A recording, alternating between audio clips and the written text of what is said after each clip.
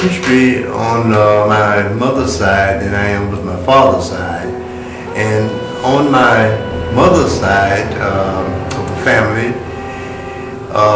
it started in the early 1800s, I think it was 1845, when two slaves named Millie and Virginal, sometimes called Virgin, were marched to South Carolina from Virginia.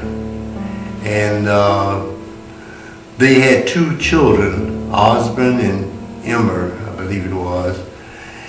And they were slaves on the Richardson plantation, which was located in the Simpson community just south of Winsboro. After emancipation and they were freed, Osborne decided that he did not want to adopt the surname of Richardson because of the treatment that the slaves had received on that plantation. And according to what my mother told me, he tried to think of a family that his family had lived with as slaves earlier. And he came up with the name Squirewell,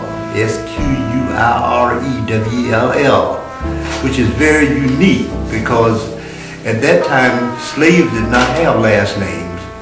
And most of them after emancipation adopted the surname of the plantation that they were on. However, with this name Squirewell, it has grown, the family has grown using this name.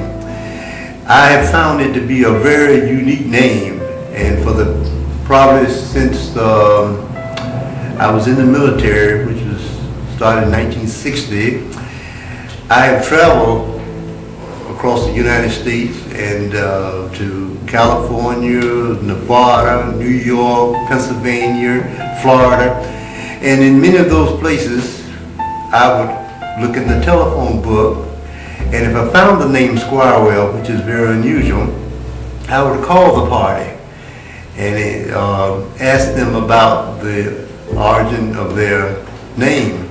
And in talking with them, they all trace back to Fairfield County, South Carolina.